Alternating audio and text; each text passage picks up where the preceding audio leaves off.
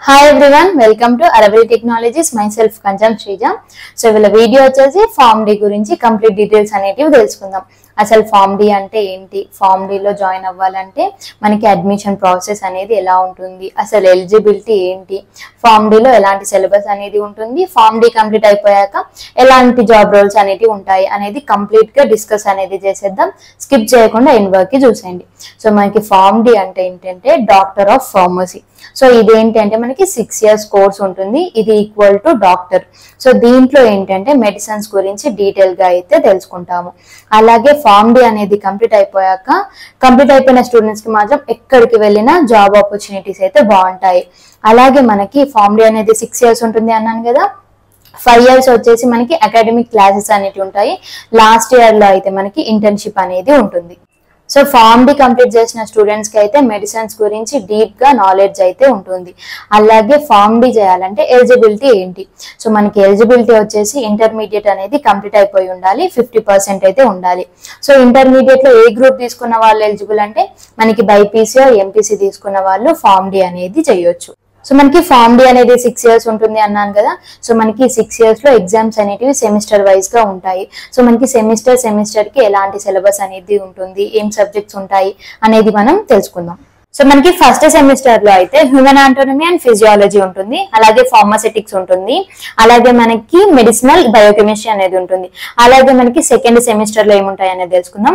Pharmaceutical organic chemistry ఉంటుంది, pharmaceutical inorganic chemistry ఉంటుంది, అలాగే రెమిడియల్ మ్యాథమెటిక్స్ అండ్ బయాలజీ అనేది సెకండ్ సెమిస్టర్ లో ఉంటాయి. సో మనకి థర్డ్ సెమిస్టర్ లో ఏం సబ్జెక్ట్స్ ఉంటాయి అనేది తెలుసుకుందాం. సో మనకి పాథోఫిజియాలజీ ఉంటుంది అండ్ అలాగే ఫార్మాసిటికల్ మైక్రోబయాలజీ ఉంటుంది.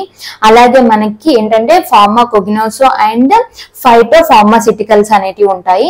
అలాగే మనకి ఫోర్త్ సెమిస్టర్ లో ఏం సబ్జెక్ట్స్ ఉంటాయి అనేది తెలుసుకుందాం. మనకి ఫార్మాకోథెరప్యూటిక్స్ ఉంటుంది, ఫార్మాకాలజీ ఉంటుంది, అలాగే కమ్యూనిటీ ఫార్మసీ అనేది fourth semester syllabus. Fifth semester లో అయితే ఫార్మాకోథెరప్యూటిక్స్ 2 ఉంటుంది, అలాగే ఫార్మాకాలజీ 2 ఉంటుంది, అలాగే మనకి ఫార్మాసిటికల్ అనాలిసిస్ అనేది ఉంటుంది. సో 6th సెమిస్టర్ లో మనకి ఎలాంటి సిలబస్ అనేది ఉంటుంది అనేది తెలుసుకుందాం. సో మనకి ఫార్మాసిటికల్ జూరిస్ప్రుడెన్స్ అనేది ఉంటుంది, అలాగే మనకి మెడిసినల్ కెమిస్ట్రీ ఉంటుంది, అలాగే మనకి ఫార్మాసిటికల్ ఫార్ములేషన్స్ అనేటివి 6th సెమిస్టర్ సిలబస్. మనకి 7th సెమిస్టర్ లో వచ్చేసి ఫార్మా థెరపెటిక్స్ 3 ఉంటుంది, అలాగే మనకి హాస్పిటల్ ఫార్మసీ ఉంటుంది, అలాగే మనకి క్లినికల్ ఫార్మసీ అనేది 7th సెమిస్టర్ లో ఉంటాయి. సో మనకి 8th సెమిస్టర్ లో సిలబస్ ఏంటి అనేది చూసేద్దాం. బయో ఫార్మాసిటిక్స్ ఉంటుంది, అలాగే మనకి క్లినికల్ టాక్సికాలజీ ఉంటుంది.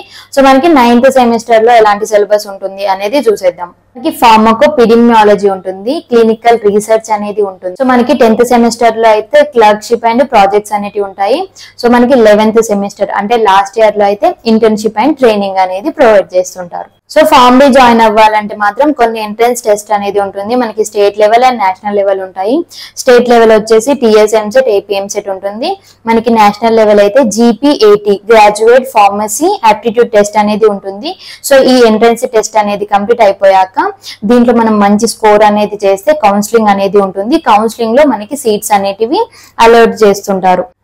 సో మనకి ఫార్మ్ డి కంప్లీట్ అయిపోయింది, ఎక్కడ జాబ్ ఆపర్చునిటీస్ అనేవి వస్తుంటాయి.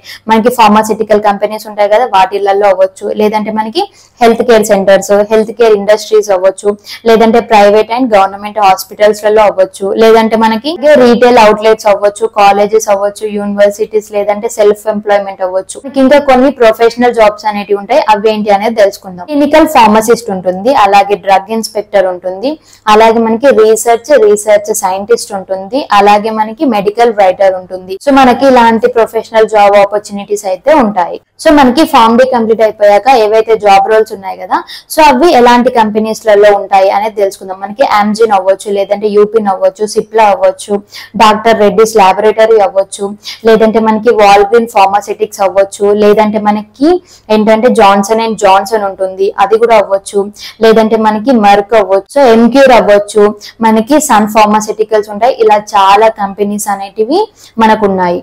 సో మనకి ఇలా చాలా కంపెనీస్ అనేటివి జాబ్స్ అనేటివి ఆఫర్ చేస్తుంటాయి. మనకి ఫార్మ్ డి అనేది కంప్లీట్ అయిపోయాక శాలరీ అనేది ఎలా ఉంటుంది. శాలరీ వచ్చేసి 4.8 to 6 lakhs per annum అయితే ఉండొచ్చు. ఒకవేళ ఎక్స్పీరియన్స్ అనేది ఉంటే మనకి 6 lakhs per annum అయితే ఉంటుంది.